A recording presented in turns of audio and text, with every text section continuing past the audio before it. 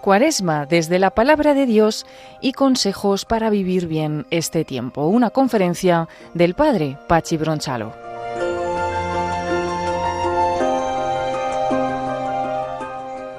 Un saludo con mucho cariño, queridos hermanos, queridos oyentes de Radio María, la radio de la Virgen.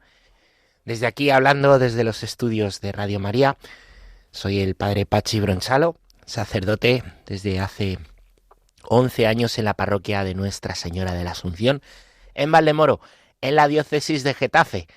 Y bueno, feliz Cuaresma, no estés triste, alégrate más.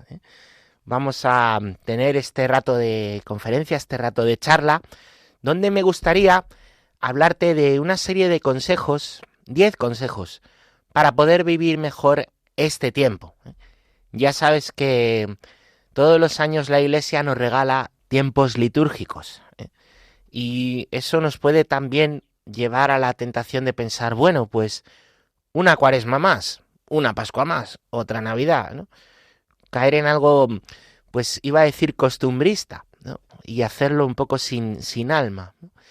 Y en realidad la Iglesia nos regala los tiempos litúrgicos para nuestra ayuda, para nuestra salvación. Todo en la Iglesia está ordenado a la salvación de las personas, ¿no? Y que tengamos tiempos litúrgicos cada año, pues es como una espiral que va subiendo al cielo.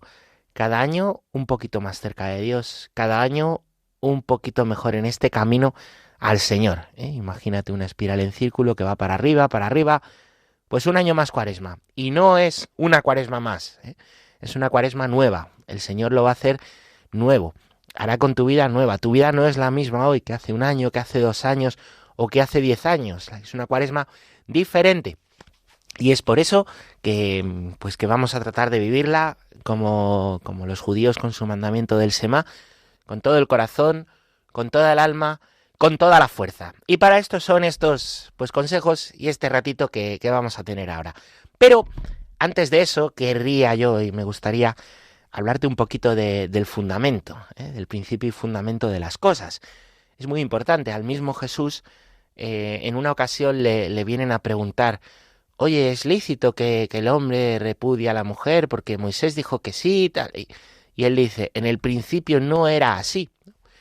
Y a mí me parece que como Jesús, nosotros en todas las cosas necesitamos remitirnos al principio. ¿A cuál es el plan de Dios original? El plan de Dios original, lo que el Señor quiere para el hombre, para la mujer.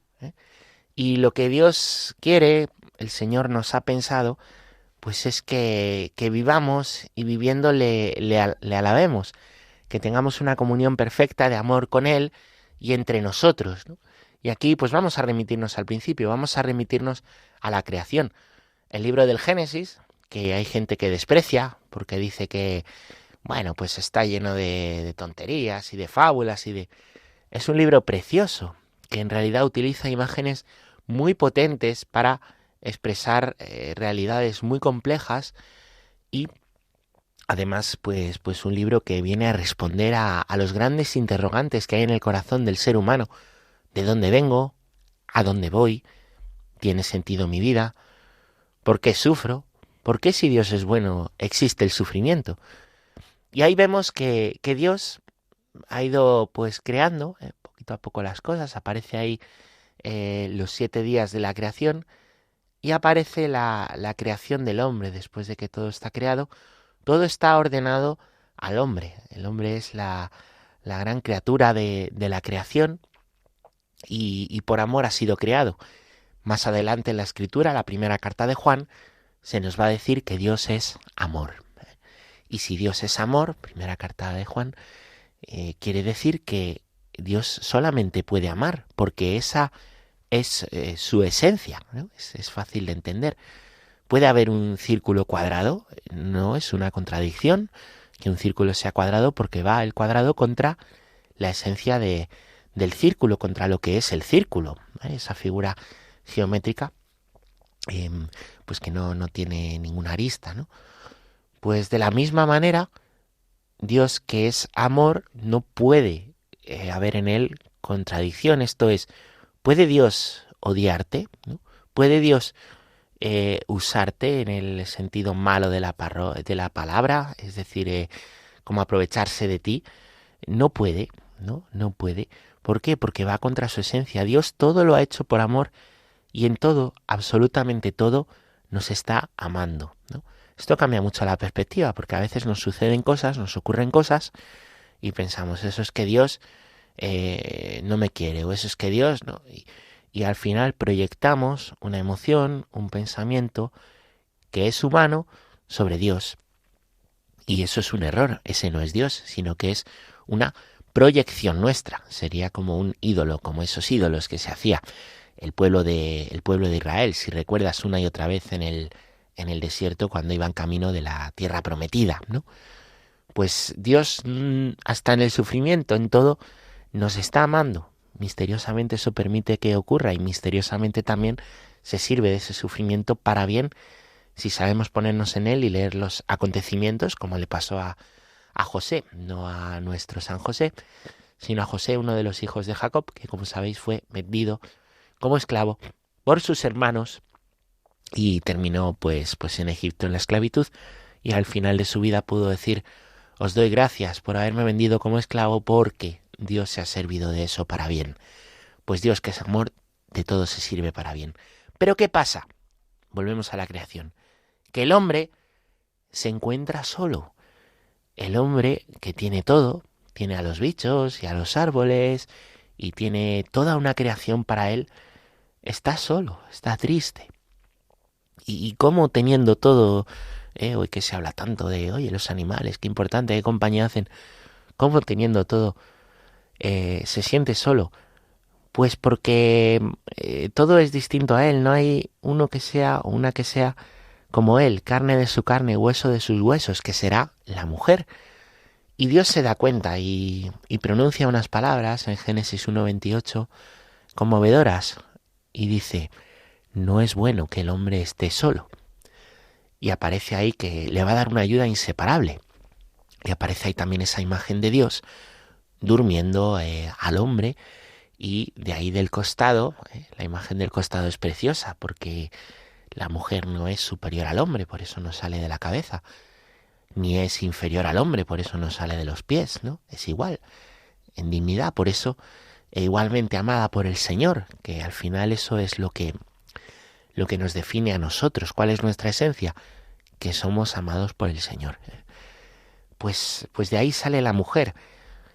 ¿Y qué sucede? Pues que Adán, al despertar y verla y enamorarse de ella, dice: esta sí es carne de mi carne y hueso de mis huesos. Y ahora sí, la creación está completa con la obra maestra, ¿no? Que es el culmen de esa creación, que será la mujer.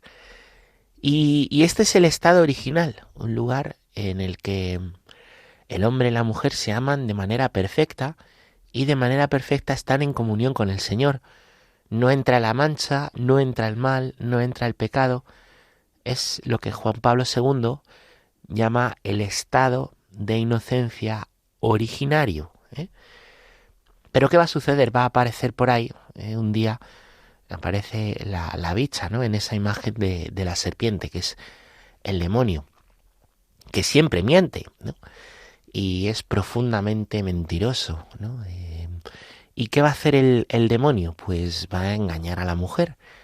Dios ha hecho un jardín lleno de árboles y ha dicho pues que pueden comer de todos menos de uno, ¿no? Hay un árbol del que no pueden comer. Y la serpiente va a engañar a la mujer y le va a decir: ¿te ha dicho Dios que no puedes comer de ningún árbol del jardín? Lo cual es mentira, porque Dios no ha dicho que no pueden comer de ningún árbol. El demonio siempre es mentiroso. Yo, cuando viene la gente y me dice: no sé dónde he leído que a tal exorcista el demonio le ha dicho, son tonterías, porque nada de lo que dice el demonio puede ser tomado como cierto, aunque lo diga en un exorcismo y se lo diga a un exorcista, porque es profundamente mentiroso. La revelación nos la da el Señor. Lo que podemos creer nos lo dice el Señor, no el demonio. ¿Y qué sucede?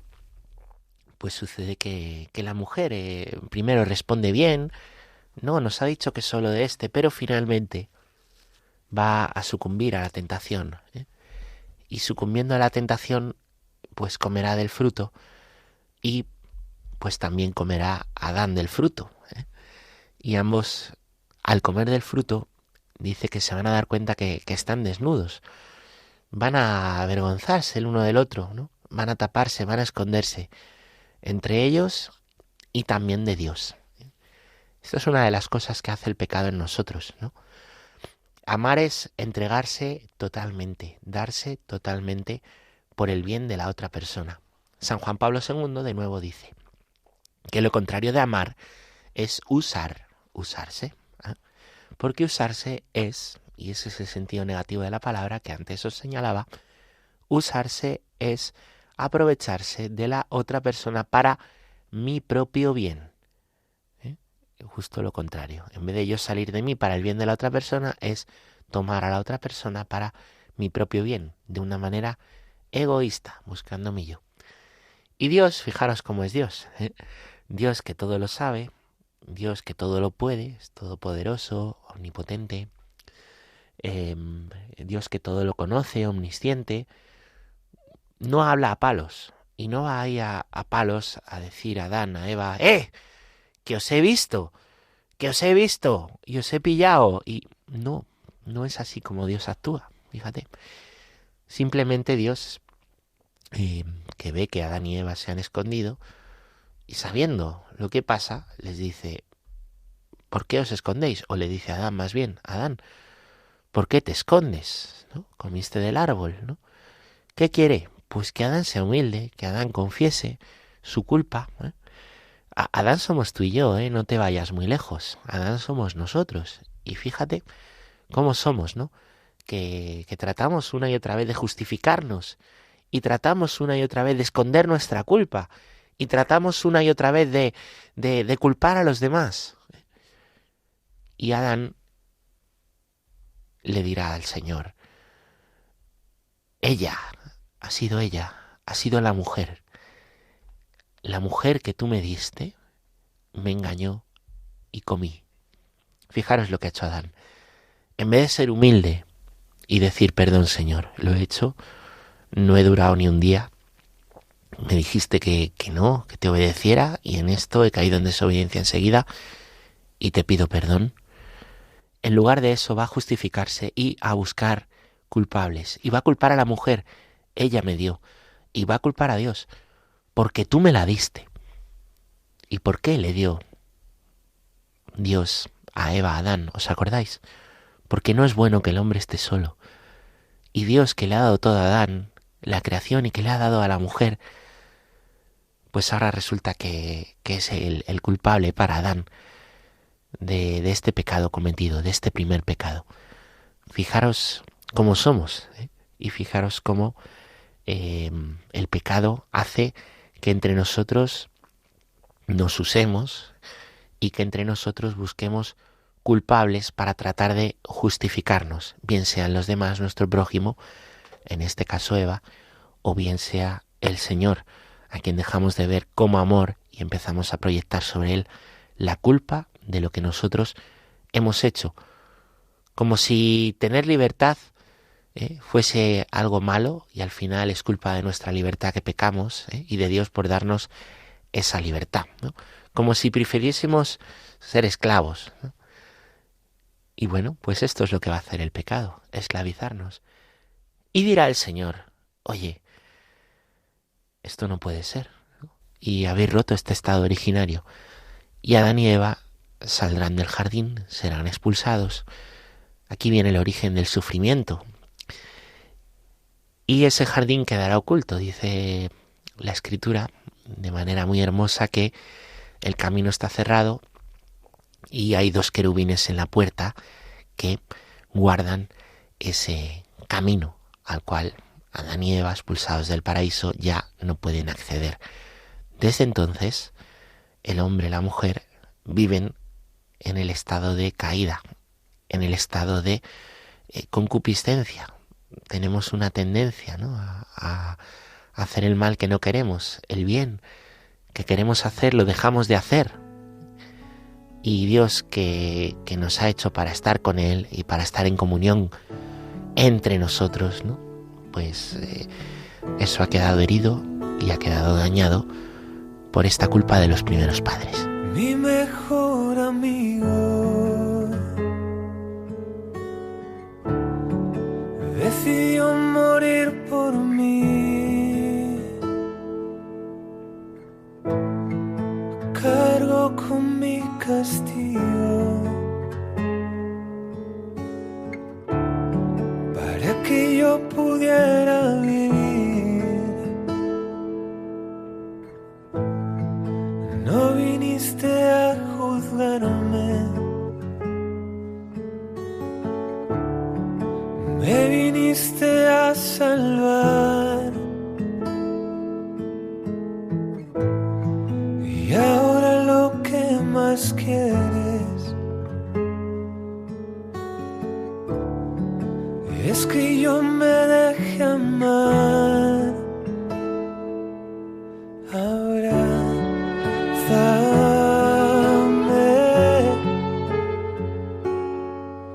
hoy me dejo querer. Todos mis pecados arden en el fuego de tu amor. Y siempre que yo me caiga, tú me levantarás.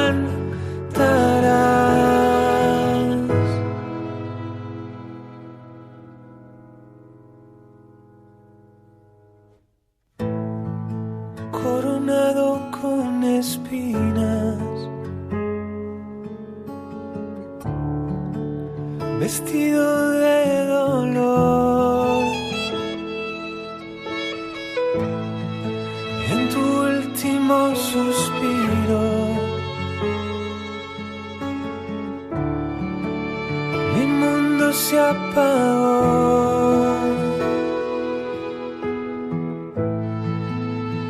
Pero al tercer día un gran ruido se escuchó. Fueron ángeles cantando.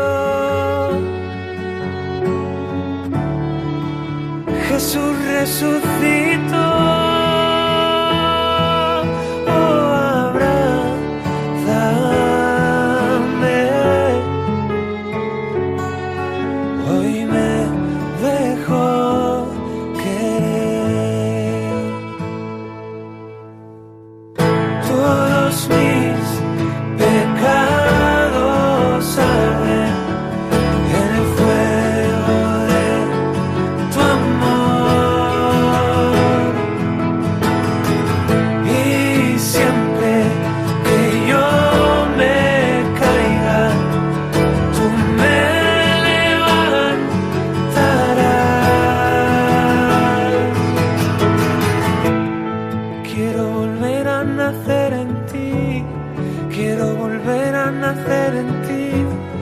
Quiero volver a nacer en ti.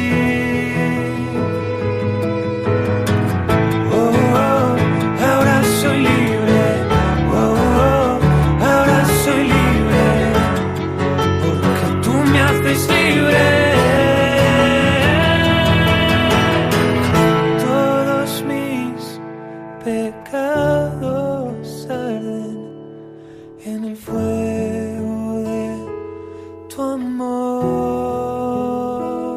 Continuamos, queridos amigos de Radio María, y continuamos con nuestra charla de Cuaresma. Soy el padre Pachi Bronchalo desde los estudios centrales de Radio María en Madrid, y estamos hablando en esta charla, en esta conferencia aquí en la Radio de la Virgen, acerca de la Cuaresma y los consejos de la Cuaresma, pero por supuesto, pues como siempre, vamos a recurrir primero a la Biblia, a la palabra del Señor, para que nos ilumine de por qué la Cuaresma.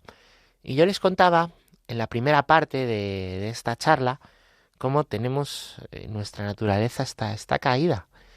Y está caída porque hemos heredado, ¿no?, el pecado original. Eso se nos ha perdonado en el bautismo, pero esa condición de debilidad que viene del pecado de Adán, del pecado de Eva, ¿no? Y nosotros, como hizo Adán, lo que buscamos, en vez de, presentar nuestra culpa ante Dios y que Él nos justifique, tratamos de justificarnos nosotros culpando a Dios y culpando a los demás. Eso es lo que hizo Adán. En vez de dejarse justificar por el Señor y pedir perdón, trató de justificarse él y echó la culpa a Eva y echó la culpa a Dios por darle a Eva. Desde entonces, pues la humanidad pues camina, sigue adelante en ese estado que no es el estado original de comunión perfecta con el Señor y entre nosotros, ¿no? ¿Y cuál va a ser? ¿Cuál va a ser el plan definitivo del Señor? ¿Cuál va a ser el plan definitivo del Señor para dar la vuelta a esto? A lo largo de la historia, que es la historia de la salvación, que es la nuestra en la que estamos metidos, Dios una y otra vez ha buscado al hombre, a la mujer. Dios, que es amor, les ha ido llamando, les ha ido guiando y ha ido haciendo con ellos alianzas. La primera alianza pues fue esa de Adán y Eva. Después vendrá la alianza que hace con Noé y con su familia. Después vendrá la alianza con Abraham, también con su familia y sus descendientes. Después vendrá la alianza con Moisés, que la hará con todo el pueblo. Después a ese pueblo le dará un rey, llevando más allá la alianza, ¿no? Fíjate cómo Dios va haciendo alianzas de lo más pequeño, Noé y su familia, a después lo más grande, un clan, un pueblo, un rey con un pueblo, ¿no? Y al final la alianza definitiva la hará el Señor con todos los pueblos, en Cristo. Y esta es la alianza definitiva, la de Cristo en la cruz. El Señor se ha hecho hombre. Y Dios, que es amor, se ha hecho uno de nosotros. Se ha hecho como tú y se ha hecho como yo. Dice San Pablo, semejante a nosotros en todo, menos en el pecado. Y Jesucristo ha venido Él a morir por cada uno de nosotros, a dar la vida, de manera que esta alianza se lleve a cabo y el perdón de los pecados nos sea dado por Cristo. Fíjate, los judíos cada año celebran una fiesta, todavía hoy, que se llama el Yom Kippur. Esa es la fiesta del perdón de los pecados. Se prepara 40 días antes. Esto te sonará a nuestra Cuaresma. 40 días antes ya se empieza a preparar esta fiesta. Es la fiesta del perdón. La semana previa incluso, ¿no?, al gran día del perdón, del Yom Kippur. Los judíos que tienen enfrentamientos con otros hermanos del pueblo judío están llamados a pedir perdón y pedirse perdón los unos a los otros.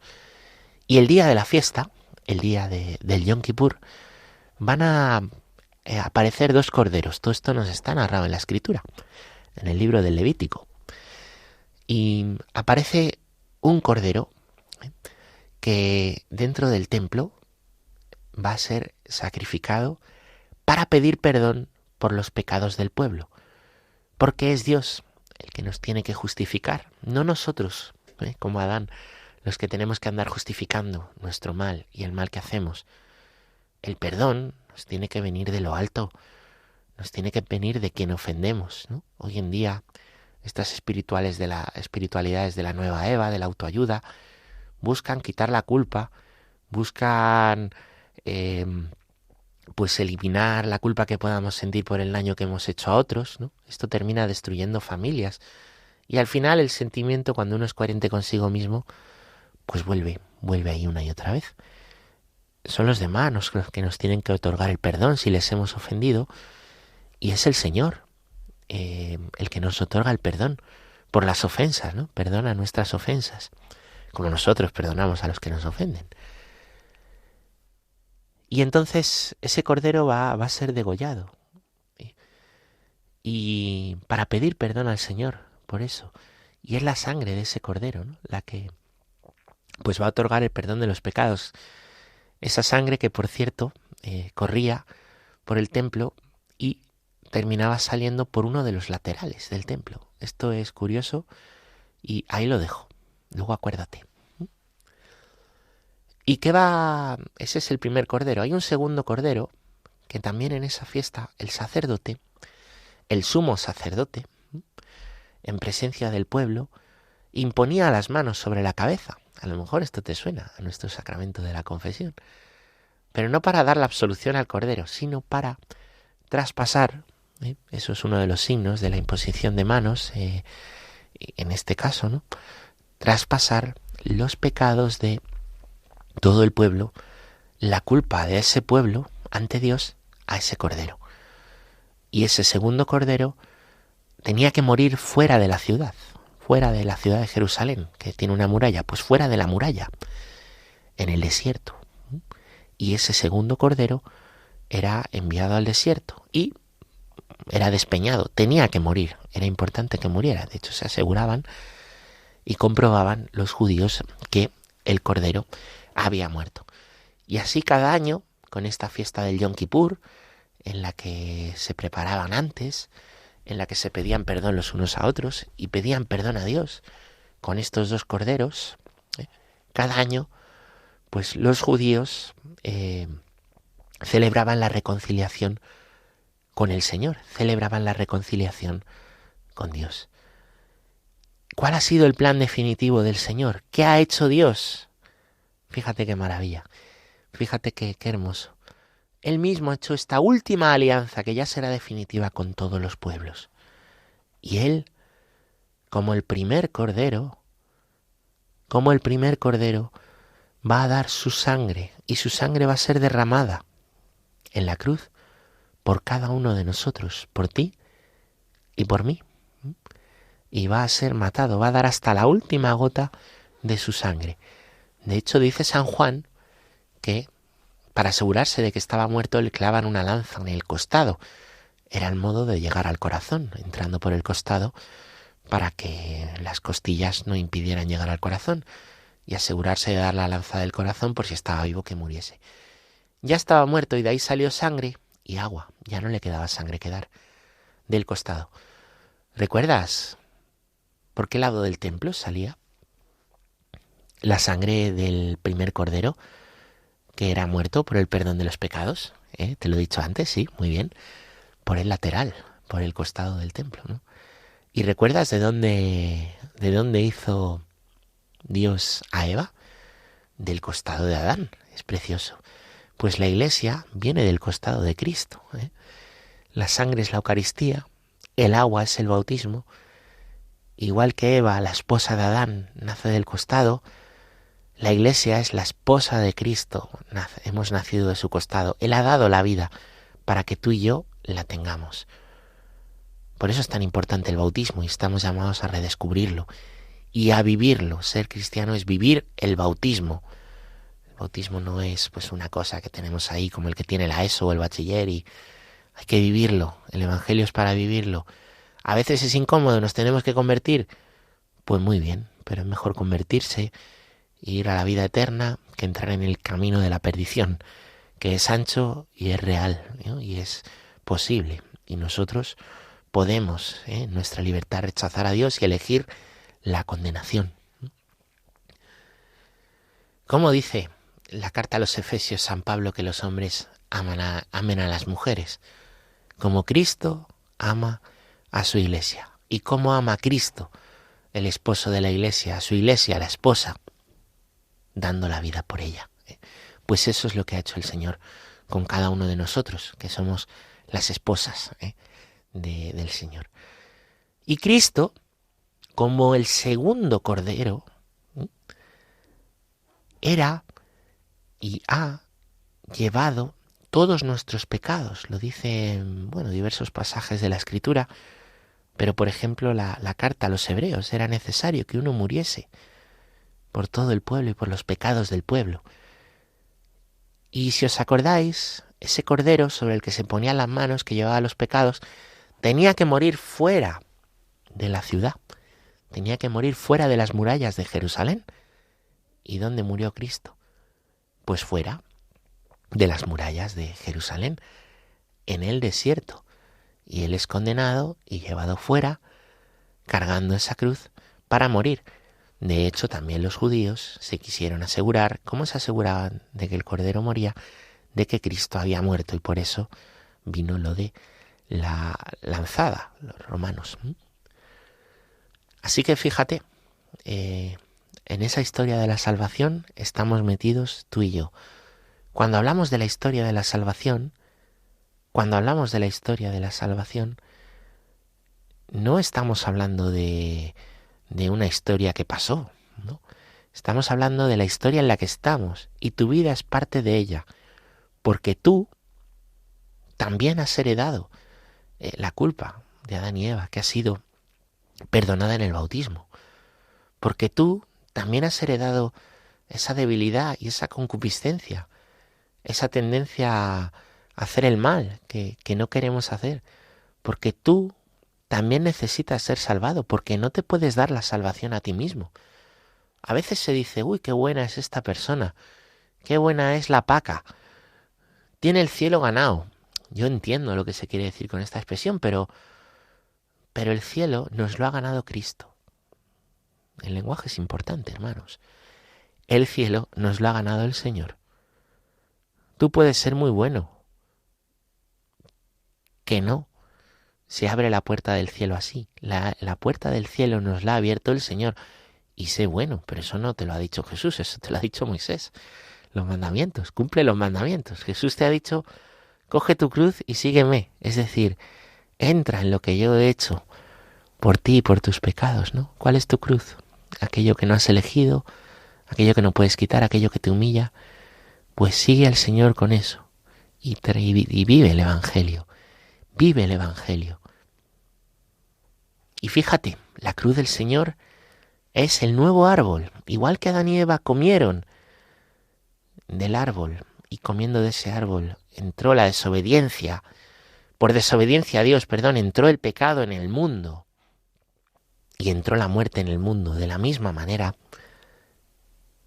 Cristo se ha subido a otro árbol, que es el árbol de la cruz. Así lo decimos en el Viernes Santo.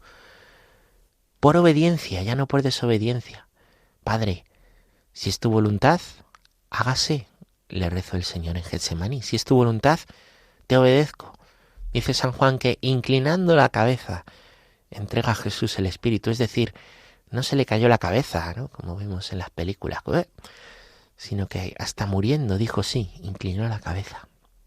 Por obediencia, y ahora nosotros comemos el fruto de este nuevo árbol, que es su carne, que es su sangre. Tomad y comed todos de él, tomad y bebed todos de este cáliz. El que come mi carne y bebe mi sangre tiene vida eterna, y yo lo resucitaré en el último día. Juan 6. Y comiendo el fruto de este nuevo árbol, que es la Eucaristía, entramos ya, empezamos aquí a vivir la vida del Señor, que no termina con la muerte, porque la muerte ha sido vencida. Nosotros tenemos miedo a la muerte y miedo al sufrimiento, pero el Señor ha vencido la muerte, ha vencido el sufrimiento, de manera que el morir es un paso al Padre, es un paso al Señor, es un paso en espera de la resurrección. Porque Él, el Señor, igual que David cortó la cabeza a Goliat con la espada de Goliat, con el arma de Goliat, el Señor Jesús ha derrotado a la muerte con el alma de la muerte, que es la misma muerte. Muriendo, dice San Pablo, destruyó nuestra muerte. Por eso, tú que le tienes miedo a la muerte, tienes que saber que la muerte ha sido vencida. Nosotros vivimos ahora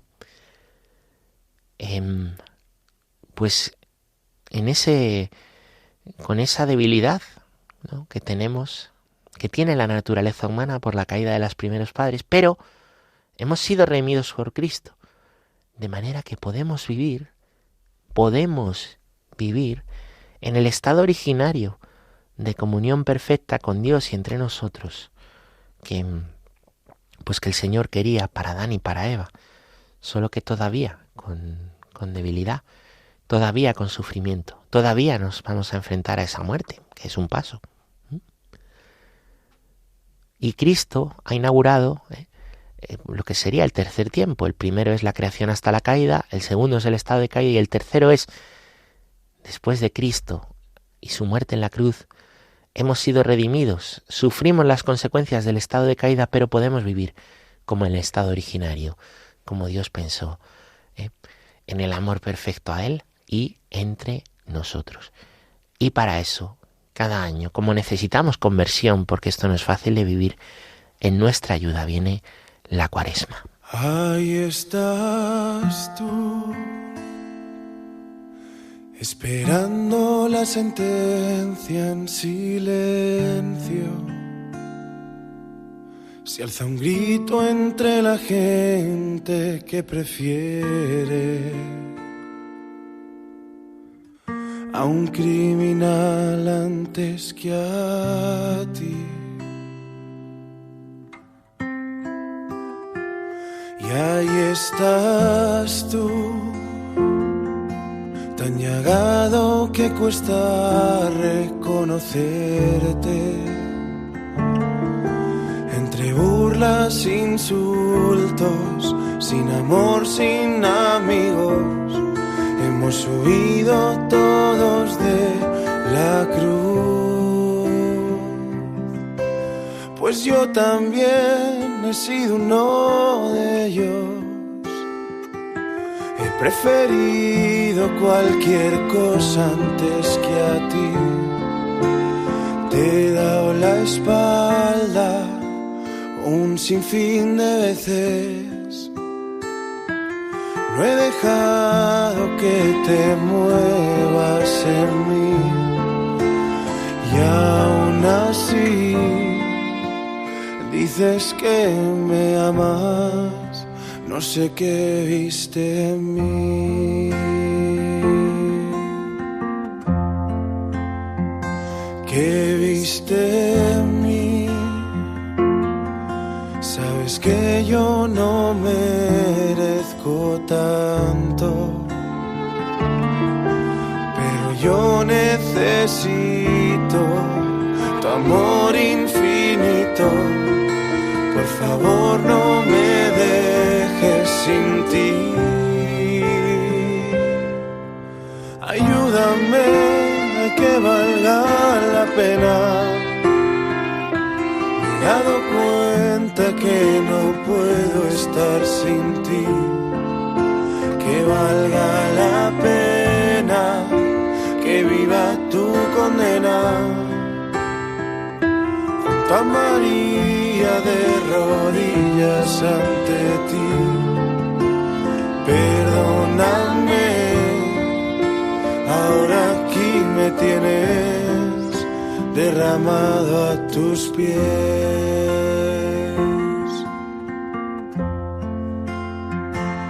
Sé que cometí el error de anteponer a tus caminos la razón. Sé que volveré a caer, más de 1000 veces fallaré a tu perdón. Y aún así dices que me amas. No sé qué viste en mí. ¿Qué tal, queridos amigos, queridos oyentes de Radio María, la radio de la Virgen? Continuamos aquí, en esta parte final de nuestra charla, de nuestra conferencia sobre la Cuaresma. Les saluda de nuevo el padre Pachi Bronchalo desde los estudios centrales de Radio María en Madrid. Y nada, gracias por seguir aquí. Y les había dicho que íbamos a hablar de consejos para vivir la Cuaresma. Y dirán, pero si todavía no ha dicho usted ninguno. Pues es verdad, porque las dos primeras partes las he dedicado a hablar de la Biblia, ¿no?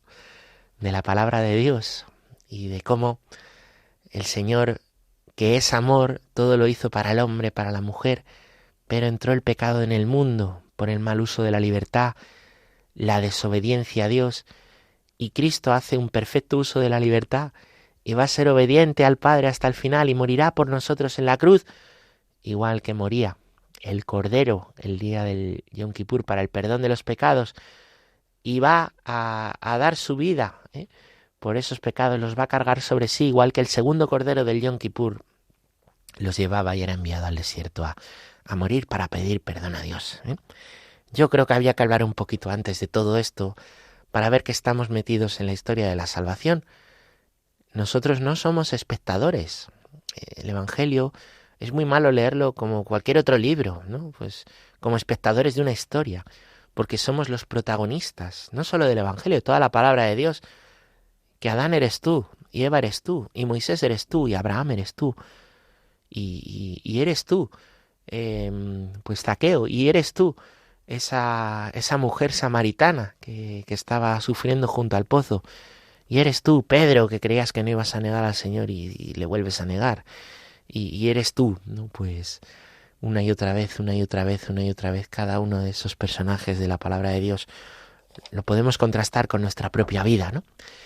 Y bueno, pues para la conversión, ¿qué es la conversión? La conversión es seguir al Señor y cambiar nuestra vida desde nuestra realidad. Eso es muy importante. No desde la realidad que me gustaría tener. A veces hay personas que pueden, como disociarse, ¿vale? Disociarse espiritualmente, ¿no? Y querer tener una vida ideal que no tienen y no terminar de aceptar la vida de desastre que tienen, de debilidad, de pecado, de sufrimiento. Solo nos podemos convertir si reconocemos eso. Si reconocemos nuestros pecados y nuestra debilidad, y por eso nos tenemos que meter en la Escritura, ¿vale? Para ver que yo soy como Moisés, que yo soy como Judith, que yo soy como el ciego aquel que clamaba al Señor una y otra vez, ¿no? Nos tenemos que meter en esa historia. Y convertirnos es aceptar nuestra realidad y aceptar que Dios te ama en esa realidad. Pídele que te muestre su amor. Señor, muéstrame tu amor, ¿cómo me quieres en mi realidad? Pídeselo. Y aceptando eso, aceptando esa realidad, pues seguirle, ¿no? El joven rico lo hacía todo muy bien, ¿no? Lo hacía todo estupendo. Cumple los mandamientos, ya lo hago, pues coge tu cruz y sígueme. Vende tu dinero, vende tus bienes, dáselo a los pobres. Es decir, que no es cuestión convertirse de que lo hagas todo bien, sino de que sigas al Señor y coges tu cruz. Porque tendrás cruz, tendrás sufrimientos y tendrás también pecados, con los que combatir, en los cuales aún no hemos llegado a la sangre, dice San Pablo, en otro lugar.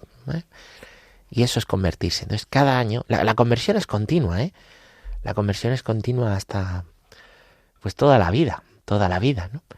Dice un amigo mío, sacerdote, que se muere la soberbia 10 minutos después que el cuerpo. Es una broma, evidentemente, ¿no? Pero me entienden, que la conversión es toda la vida. Y la Cuaresma es ese tiempo pues que nos pone el acento especial en convertirnos, ¿no? Y para eso, pues vemos cómo el Señor se va al desierto. Y Jesús es el primero que se va al desierto. Dice que el Espíritu Santo, el Espíritu, dice San Lucas, capítulo 2, que el Espíritu llevó a Jesús al desierto y allí fue tentado por el demonio.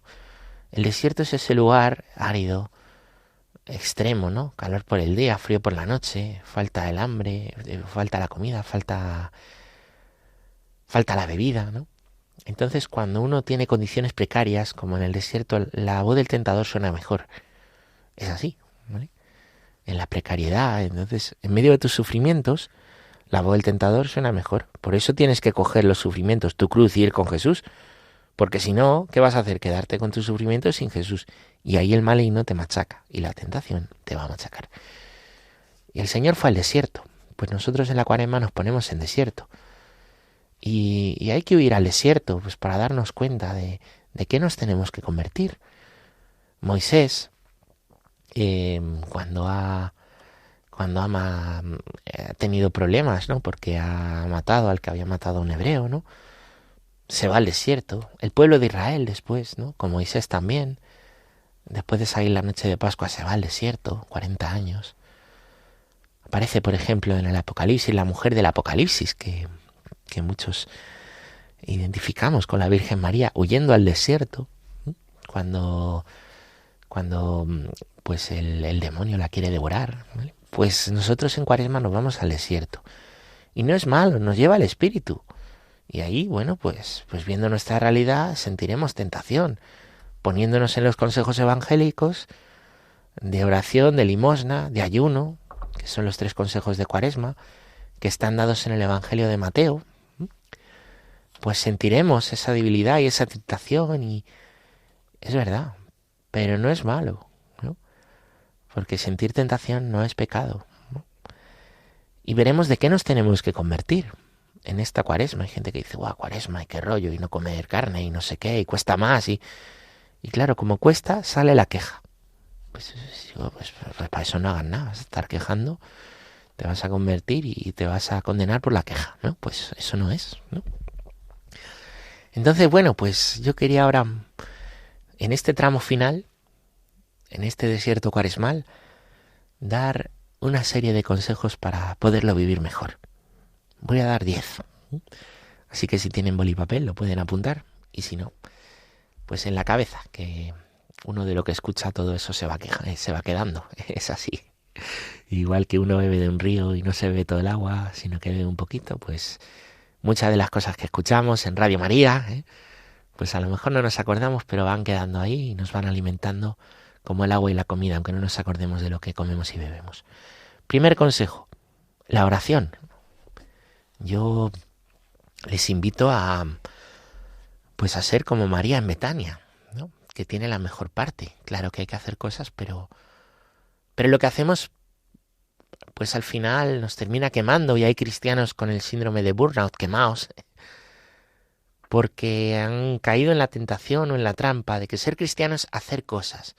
Pero la palabra lo dice, ¿no? Ser cristiano es ser alguien, ser hijo de Dios, ser amado por Él. Eso es. Y en consecuencia del amor, después hacemos. Es así. Cuando uno hace cosas, pero no se siente querido, se quema. Por eso, si quieres dar agua, necesitas ir a la fuente. Pues la oración. Segundo consejo, la reconciliación. ¿Se acuerdan de lo que dije? De esos judíos que para preparar el Yom Kippur, ya 40 días antes se iban preparando, y la semana previa se pedían perdón si habían ofendido a alguien. Bueno, dice el Padre Nuestro, perdona nuestras ofensas, como perdonamos a los que nos ofenden. Si alguien te pide perdón, dáselo. Y a lo mejor tienes a alguien a quien pedir perdón o con quien reconciliarte. No tiene que ser algo muy grande. Pues adelante. La Cuaresma es reconciliación. Y será bueno para ti, será bueno para esa persona, ¿no? Poner perdón donde ha habido ofensa. Es que es muy humillante, es verdad, pero fíjate, la palabra humillante nos cuesta, sin embargo la palabra humildad nos encanta, pero es que no hay humildad sin humillación, es la misma raíz. Humus, que es, por cierto, tierra, pues la humildad es reconocer pues que somos barro, que somos tierra, hacernos pequeños, igual que nos lo recordaba eso la imposición de la ceniza el primer día. Reconciliación. Lo tercero es penitencia. Penitencia es renunciar a algo y ofrecerlo a Dios. Cada uno tiene pues aquellas cosas, ¿no? No hay que hacer penitencia de bestias, como dice Santa Teresa. A ver qué es lo más bestia. Ni siquiera hay que hacer las cosas para que nos vean, lo dice el Evangelio. Pero si tienes alguna pequeña cosa que puedas ofrecer al Señor, los demás ni se van a dar cuenta, pero el Señor que ve el corazón. Y así nos unimos a Él, y nos unimos a Él ofreciendo esto, ¿no? Para que Él redima los pecados del mundo, de tantos que no le conocen o que jamás se acuerdan de Él. Penitencia. Lo cuarto es la Biblia, la palabra de Dios. Ya he dedicado un rato largo de este programa a hablar de ella. Pues la Biblia es el gran libro de amor, la gran historia de la salvación. Empieza, ¿no?, con esa boda de Adán y Eva, ese amor. Termina con la boda del Cordero, el desposorio de Cristo con nosotros, que somos su iglesia. Pues leerla, meditarla, contemplarla. Yo les animo en tiempo de Cuaresma a hacer lección divina, que es este método que utilizan los monjes. Primero la leen, luego la meditan, qué me dice mi vida, luego la contemplan, se meten ahí, ¿no?, pues imaginándolo. Luego oran, es decir, no miran qué les dice a su vida, sino miran al Señor. Y luego actúan, sacan una consecuencia para ello y para llevarla a la vida concreta, porque hay que aterrizar las cosas. Bueno, pues te animo a que leas la palabra de Dios, que cojas un evangelio y lo leas seguido, no sé si lo has hecho alguna vez, y lo vayas leyendo. Y donde encuentras un poquito de luz te pares, lo medites, lo contemples, lo ores, saques una consecuencia. La Biblia. El quinto consejo, pues es la limosna. La limosna, que también es uno de esos 3 consejos: oración, limosna, ayuno, ¿no? La limosna es dar de lo que me sobra. No, la limosna es dar de lo que tengo para vivir. Dar de lo que tengo para vivir. Una vez se me enfadó una persona porque pedimos pues para los niños necesitados juguetes, ¿no? Y yo les pedía que fuesen juguetes nuevos. ¿Por qué vamos a dar juguetes viejos a los niños? Y los hijos de nuestras familias pues los tienen nuevos, ¿no? Claro, cuesta un poco más, hay que rascarse el bolsillo, no es hacer la limpieza del trastero. Y hay quien se enfada, no hombre, pero si esto está bien, ¿por qué no se lo voy a dar? Bueno, pues a lo mejor te estás justificando de que no quieres dar algo, no quieres rascarte el bolsillo, no es cuestión de dar más o menos, es cuestión de dónde tienes tú el corazón puesto. Y si tienes el corazón puesto en algo, todos tenemos el umbral de la limosna en un punto. La pobre del Evangelio pues dio todo lo que tenía para vivir, los 2 reales, y otros que eran ricos daban un montón, pero para ellos no era nada. Entonces yo creo que es bueno esta experiencia de limosna, de dar y que duela un poco. Dar y que duela un poco. Cuando no duele, das de lo que sobra. Cuando duele un poco, ya estás dando de lo que tienes para vivir. Limosna. Lo sexto es familia. Y yo te animaría a que cuides tiempo de calidad con tu familia. Tiempo de calidad. Tiempo de calidad con los hijos, tiempo de calidad con tus padres, con los abuelos, con los hermanos, ¿no? Quitarnos de pantallas y de tantas cosas que nos distraen, ¿no? ¿Cuánto hace a lo mejor que no haces un plan juntos? ¿O que no rezáis juntos? ¿O cuánto hace a lo mejor que no preguntas qué tal, cómo ha ido el día, ¿no? Son cosas que mucha gente puede ir perdiendo y hay que vivir reavivando, ¿no? Pues convertirse, pues también es empezar por mi familia. Familia. La séptima es la confesión. Y la confesión es entregar los pecados al Señor. Acuérdate de lo que te decía de Adán y Eva. Nosotros como Adán nos tendemos a justificar y proyectamos que Dios nos está como echando la culpa de todo y nos está acusando, cuando es al revés. Somos nosotros los que nos tenemos que acusar y Dios es el que nos justifica.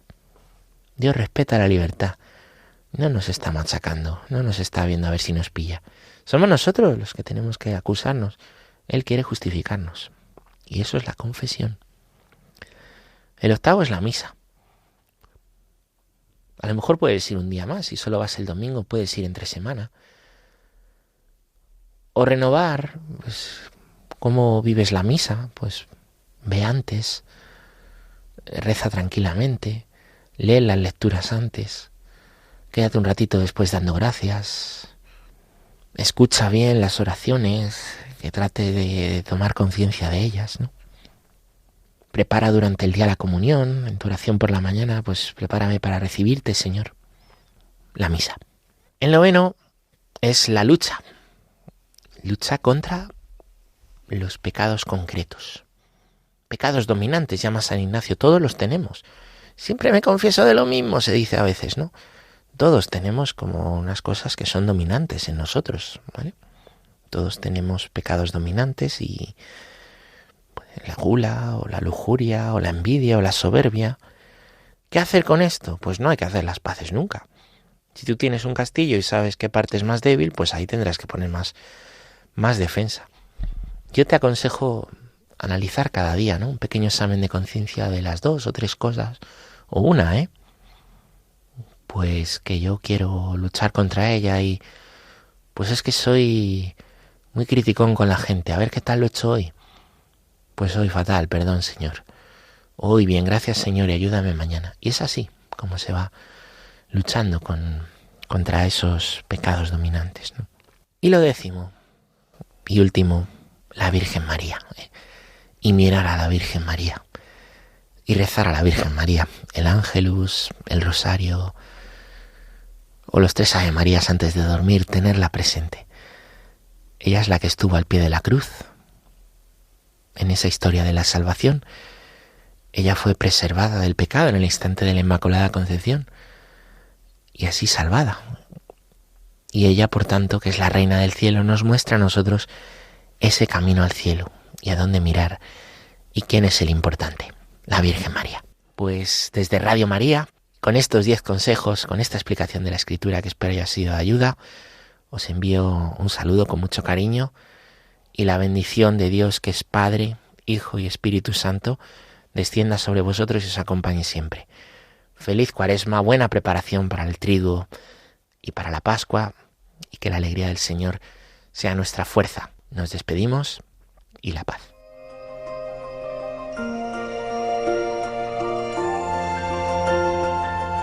Han escuchado en Radio María la conferencia del Padre Pachi Bronchalo titulada Cuaresma, desde la Palabra de Dios y consejos para vivir bien este tiempo.